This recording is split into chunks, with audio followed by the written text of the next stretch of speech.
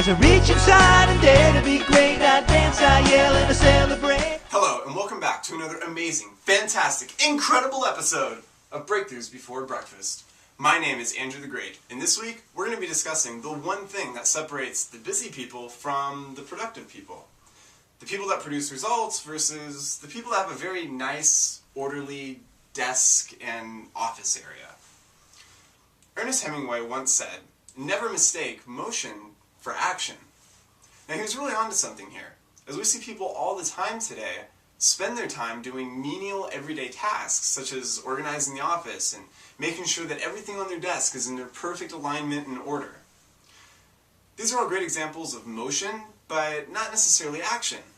Action is something that leads me directly into this week's principle.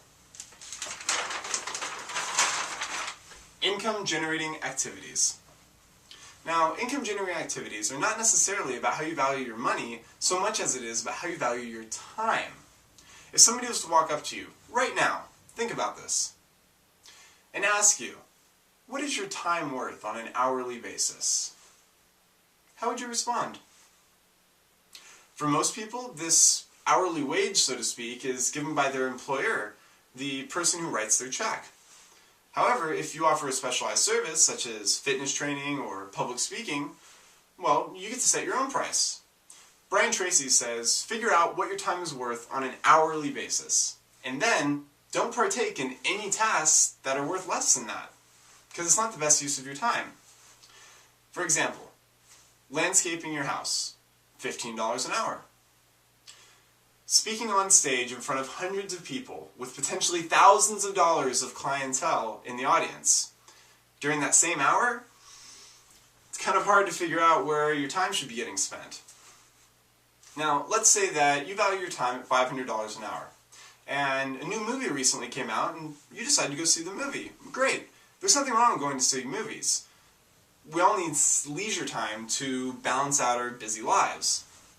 Think about this though. At $500 an hour, and let's say the movie's 2 hours long.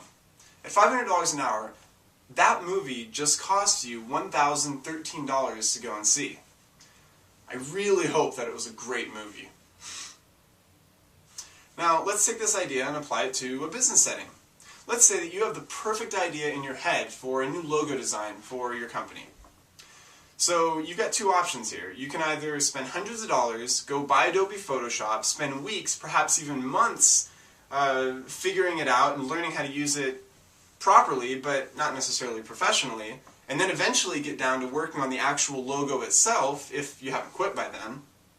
Or what you can do is go to a freelancing website, such as guru.com or elance.com. These websites are full of freelance web designers, logo creators, computer programmers, you name it. People that have specialized skills that are looking to utilize that skill in their free time so that they can make some extra money. Often with these sites, what you can do is actually put down a bid and say, let's say I want to spend $200 on getting a new logo. And you'll have dozens of people saying, hey, based on your preferences, this is my idea. What do you think? So you take a look through them all, pick which one that you want to work with, and just let the rest go. The main idea here is that you can outsource so much of your business at this point. So outsource what you can and then spend your time suspended into getting into action, stuff that you do best, making money for your business. The main idea is this. Motion will keep you busy. Action will make you productive. This week's world leader very, very clearly understood the idea of income-generating activities. From the age of 16, he started his own. He was running a ferry in New York City, taking both freight and people in the rides. Starting at just age 16, he later went on to become one of the wealthiest and most powerful families in the United States. This week's world leader, Cornelius Vanderbilt. Cornelius Vanderbilt was born May 27, 1794, and died January 4, 1877. He was a U.S. shipping and railroad magnate. He began a passenger ferry business in New York Harbor in 1810 with one boat. He added several others during the War of 1812 in order to supply government outposts. He sold his boats to work as a steamship captain, then started his own steamship company on the Hudson River. By cutting fares and offering luxurious accommodations, he soon controlled the river traffic. He then provided transportation along the eastern seacoast. By 1846, he was a millionaire. He formed the Accessory Transit Company to transport passengers and freight from New York to the California goldfields via Nicaragua.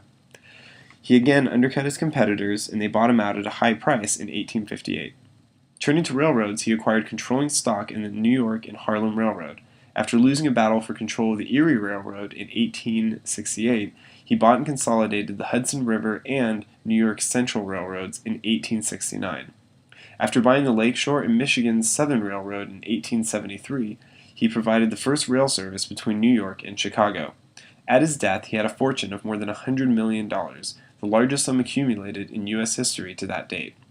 He gave $1 million to Central University, which later became Vanderbilt University. He left almost all the rest to his son, William H. Vanderbilt, who greatly expanded New York Central Network, acquired other railroads, and doubled the family fortune.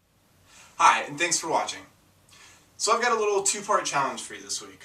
First and foremost, find 3 things that you can completely outsource. Stuff that either you or one of your higher paid team is doing that you could get somebody else to do. Next, I want you to find the top 3 things that are income-generating activities for you. Where can your time be spent to the highest level? Thanks again for watching, and be sure to tune in next week for another fantastic, amazing, incredible episode of Breakthroughs Before Breakfast.